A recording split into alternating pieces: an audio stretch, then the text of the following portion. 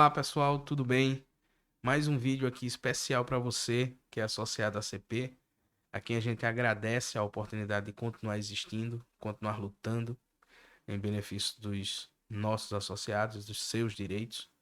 Eu queria, de antemão, me desculpar com cada um de vocês por um eventual espirro, tosse aí, não estou nos melhores dias.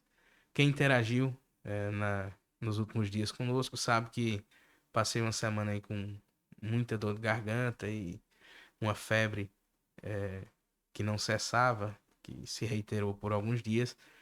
Estou melhor, graças a Deus, mas estou iniciando a semana com uma virose ou uma gripe. E aí já peço desculpas, tá bom? Nossa missão hoje é, acima de tudo, trazer para vocês um compilado dos últimos acontecimentos, tá? Nós temos questões legislativas, né, direto do Congresso, nós temos alterações normativas por parte do Exército, nós temos também atualizações acerca das ações que a ACP move em favor de seus associados. Então, há uma série de temas e eu pretendo fazer aqui um compilado desses temas para que nós possamos levar a cada um de vocês informações importantes. Pois bem, vamos iniciar pelos processos, né, ou requerimentos de restituição de arma relativos à Operação Zona Cinza. Muitos dos nossos associados estão envolvidos nesse caso, nesse tema, então é importante a gente trazer atualizações para vocês. Lamentavelmente, ainda não atualizações positivas. Tá? O que temos a dizer com relação a isso é que há dezenas, centenas de pedidos de restituição de armas de fogo que foram apreendidas na Zona Cinza em desfavor dos nossos associados, né? Não sendo eles objeto ou sujeitos dessas buscas e apreensões, mas as armas se encontravam ainda na loja, no clube, por não ter sido a tempo emitido a respectiva guia, ou porque, embora com a guia não tivesse ido ainda o atirador buscar sua arma. Essas armas estão apreendidas desde outubro de 2022 e nós temos diversos processos de pedidos de restituição de arma de fogo que, infelizmente, não surtiram o efeito esperado. No âmbito jurídico, as ações, os pedidos de restituição foram julgados extintos. O juiz entendeu que não era, claro que um resumo extremamente apertado, repassado pelo jurídico, o juiz entendeu que não era possível ainda apreciar os pedidos de restituição em virtude da investigação que ainda está em curso. Também foram requeridos esses pedidos de restituição de forma administrativa ao delegado de Polícia Federal e estão aguardando a apreciação que só deve ocorrer ao final do inquérito. Né? Então, muitos têm entrado em contato para dizer: ó, eu soube que o inquérito terminou, por que não apreciaram ainda esses pedidos? Em verdade, o inquérito foi desmembrado em outros inquéritos. Tá? Então, uma parte do inquérito realmente virou ação penal, já houve condenação, está em grau de recurso. Nesta sentença, em que houve a condenação, em que o inquérito virou ação penal e houve a condenação após a instrução, o juiz consignou na sentença que deixava de dar perdimento às armas de fogo em virtude dos pedidos de restituição e da investigação ainda tratar desse tema. Tá? Então, o inquérito, em seu desmembramento, ainda assim está tramitando e a gente aguarda a finalização desse inquérito para que o delegado da Polícia Federal possa vir a apreciar os pedidos de restituição de todos vocês. Tá? Então, quanto a isso, infelizmente, sem atualizações.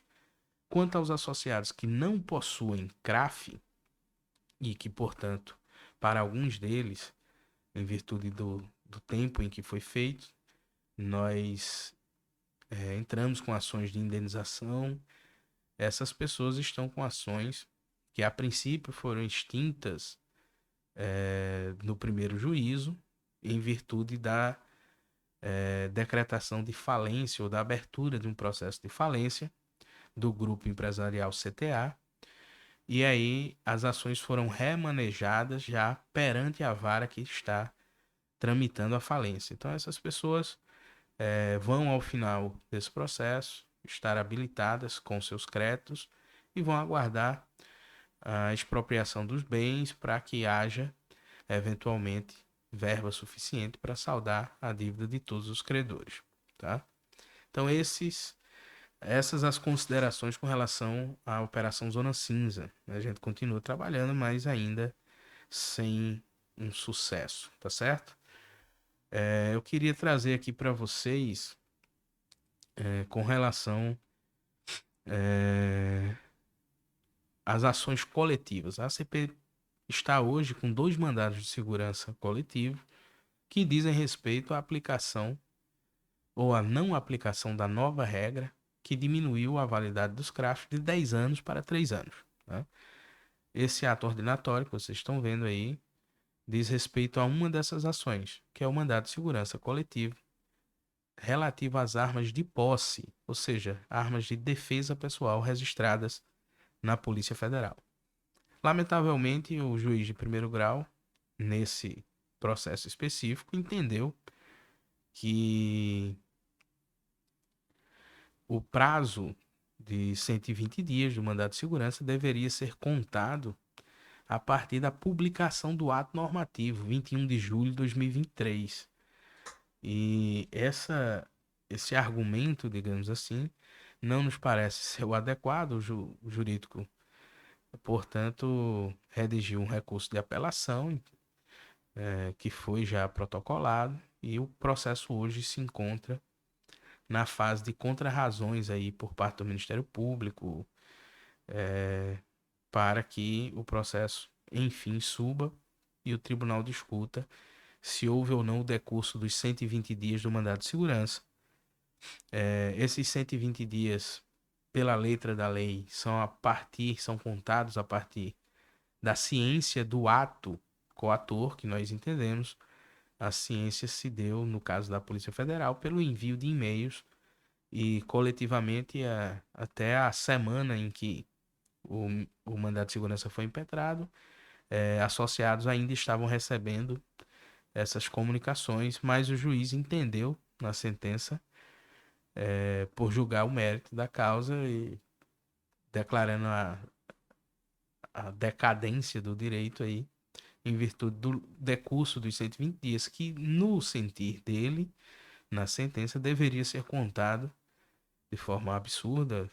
Esse é o sentimento do nosso jurídico, deveria ser contado a partir da data de publicação do decreto 11.615, que é de 21 de julho de 23. E não faz nenhum sentido, uma vez que a ação de mandado de segurança é contada da ciência do ato coator e não existe mandado de segurança contra lei em tese, apenas contra ato coator de autoridade pública, que não pode ser encarado como sendo o ato a própria publicação da norma, mas sim a alteração da validade no sistema, né? Então essa é uma das dos mandados de segurança e que a gente queria atualizar vocês aqui com relação à situação dele, tá bom? Vamos ver outro aqui, que esse aqui é justamente o mandado de segurança relativo aos CR e os CRAFs, né? Arma dos atiradores. A decisão aqui é um pouco mais esdrúxula, tá? No nosso sentir, claro, com todo respeito, porque a determinação, embora as ações sejam bem similares, a fundamento são bem similares, a causa de pedir, tudo mais, a justiça, infelizmente, você tendo 2 juízes distintos apreciando a mesma matéria, existe essa possibilidade de apreciações com soluções distintas, né?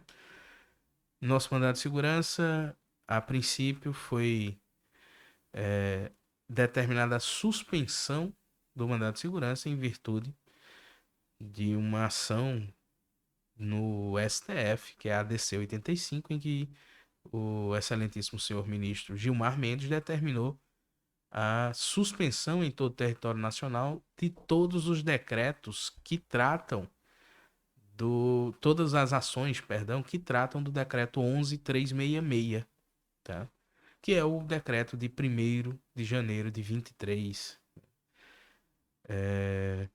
Nós buscamos agravar dessa decisão, foi para o TRF5 para ser apreciado o recurso do agravo, que também havia um recurso de embargo de declaração pendente, mas infelizmente na última semana agora, na apreciação do agravo, o, o TRF5, né, os desembargadores da Câmara, da turma específica, entenderam por manter a decisão do juiz de primeiro grau e, portanto, determinar a suspensão da ação, embora a determinação de suspensão devesse se aplicar apenas às ações que versassem sobre o decreto 11366 e esse decreto que alicerça o nosso requerimento, o nosso mandado de segurança, é um decreto diferente ao 11615, posterior àquele apreciado lá por ocasião da decisão do senhor ministro Gilmar Mendes, na ADC 85. Tá? Diante disso aqui, eis um ponto importante, nós precisamos, a partir desse momento, entender que nós vamos recorrer, né, vamos levar essa discussão sobre a suspensão do nosso mandado de segurança, porque não houve ainda julgamento propriamente dito, só uma determinação de suspensão e um recurso contra essa determinação que acabou não sendo provido. Tá? E aí nós vamos levar essa discussão da suspensão para um outro âmbito judicial, né, uma instância a mais. Todavia, é importante já alertar para que todos possam iniciar, né, os trabalhos de organizarem tempo, dinheiro, documentos para a eventual revalidação dos CRs e CRAFs. Né? Como nós sabemos, todos os CRs e CRAFs vencerão simultaneamente em 21 de julho de 2026. Tá? Então é importante ter em mente essa necessidade de já se organizar, porque infelizmente não tivemos sucesso até o momento com o mandado de segurança. Né? Nós estávamos orientando cada um de vocês a aguardarem ao máximo, a nossa possibilidade ou não de uma vitória nesse processo, nesse mandado de segurança, para somente depois iniciarem os trabalhos de solicitação de revalidação do seu CR e dos seus CRAFs. Mas com essa decisão do TRF5, entendendo que nós vamos recorrer à instância superior para ainda assim ser apreciado o direito da ação ter seguimento ou manter-se suspensa, eventualmente a gente não possa vir a ter sucesso nessa ação, pelo menos não há tempo dela ter efeitos práticos. Então, nessa situação, busquem desde logo. Tá? Eu vou deixar aqui com vocês, inclusive, é, deixa eu colocar aqui para vocês na tela o contato, né? Na verdade, o nosso parceiro aí, a Grens Bélica. Eu vou botar em tela cheia. Então, essa tá aqui o contato da Grens Bélica. É o 819-9904-9117, o WhatsApp. E pelo Instagram, o @grains.bélica. Tá? Então é importante que vocês entrem em contato com o pessoal da Grains. Se você já tem um despachante, alguém do clube, entre em contato e comecem a se organizar para promoverem ainda agora no segundo semestre. Não é sangria desatada, não tem que fazer ontem, mas não deixar para o ano que vem, já que a gente não mais conta com a clara ou a nítida possibilidade de deferimento do nosso mandado de segurança a tempo, tá certo? Então, façam isso em virtude dessa decisão de sobrestamento do nosso mandado de segurança, tá? Foi determinado, portanto, que ele continue suspenso até que se decida a ADC 85, tá bom? Deixa eu ver aqui um outro tema para que nós possamos tratar, tá certo? Tem essa notícia, né, de aprovação na Câmara do projeto que aumenta a pena para o porte de arma de uso proibido e também disparo de arma de fogo, tal, é o PL 4149, né? E infelizmente essa matéria foi aprovada na Câmara dos Deputados, tá certo? O que nós temos para dizer sobre isso é tão somente vamos aguardar a conclusão dessa alteração legislativa, que agora vai, né, segue para o Senado Federal. Foi aprovado na Câmara, mas ainda precisa passar no Senado. Então, antes de nós aqui, né? Claro que quem tem possibilidade de intervir no processo legislativo, com lobby, com pressões, né? Que o faça para que isso não seja aprovado no Senado, já que o texto vai agora ao Senado, mas diante das nossas possibilidades aqui de atualizar vocês com relação às informações, o que se deve ser feito agora com relação ao tema PL 4149 de 2004 é aguardar, né? Não vamos nos debruçar aqui em detalhes desse PL, porque eventualmente ele ainda vai passar pelo Senado, então eventualmente ele pode não vir a ser uma realidade posta, e aí a gente deixa para discutir suas consequências se eventualmente ele vier a virar lei, tá bom? Vamos ver aqui um outro tema importante. Esse justamente aí de uma grande relevância. Deixa eu ver se eu aproximo um pouco aqui para vocês. Estão vendo aí na tela. O Exército, né, o cronograma de migração de competências. É uma migração ilegal de competência. A competência de fiscalização e gestão dos CACs é do Exército, por lei, não poderia ser modificado por um decreto ou portaria, mas existe um acordo de cooperação técnica desde 2023 entre o Exército e a Polícia Federal e estão sendo deslocadas para a Polícia Federal competências que legalmente são do Exército sobre os atiradores. Tá? Então, aqui nós temos um quadro com relação a aplicação de cada uma dessas fases, né? E estamos na última fase de transição, e de modo que hoje são 17, não 16, perdão, de junho, até o dia 26 de junho, ou seja, daqui a 10 dias, as competências seguem com o Exército e os requerimentos seguem com o SIGECORP. Então, se você tem algum requerimento para protocolar, seja transferência de arma, seja de alteração de endereço, seja de alteração de apostilamento de atividade, ou seja, a remoção da caça, né, que é uma atividade que tem sido removida por muitos, já que existe a exigência de comprovar, né, a cada 36 meses, no mínimo 18 meses, de autorização para a caça, sob pena de não conseguir revalidar o CR. Então, quem tiver procedimentos a serem protocolados no Exército, tem até o dia 26 para fazê-lo ainda naquele órgão que é legalmente competente para apreciar.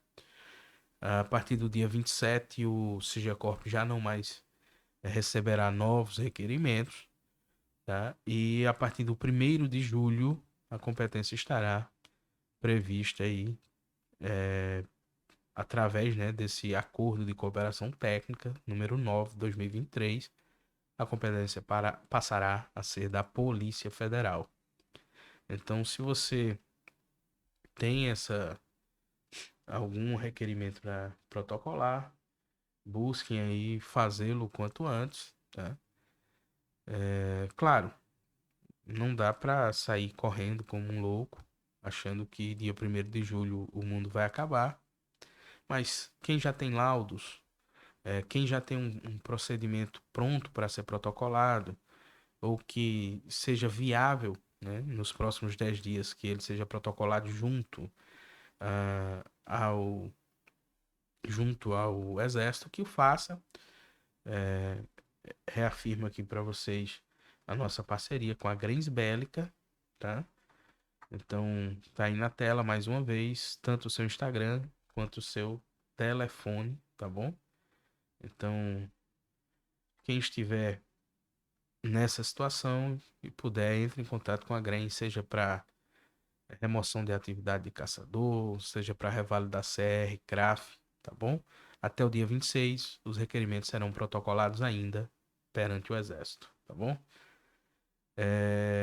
Temos ainda diversos outros temas, mas como o vídeo vai ficar muito longo, eu tratarei em outro vídeo, especificamente das questões relativas à habitualidade, tá? Principalmente em virtude das dúvidas, né, existentes aí, também em razão da nova portaria que alterou a portaria 166, que é a portaria 260. Então ela trouxe algumas alterações, a gente vai analisar essas alterações específicas e tratar apenas de habitualidade, tá bom? Agradeço mais uma vez a cada um de vocês. Espero que esse vídeo possa trazer informações importantes para cada um de vocês. Reforço a necessidade de verificarmos aí a inscrição tanto no nosso Instagram quanto no nosso YouTube, e reforço também o nosso WhatsApp do administrativo para que você, se puder, entre em contato, seja para atualizar sua situação cadastral junto conosco, seja para encaminhar alguma demanda que esteja precisando aqui da CP, tá bom? Um forte abraço a todos e fiquem com Deus.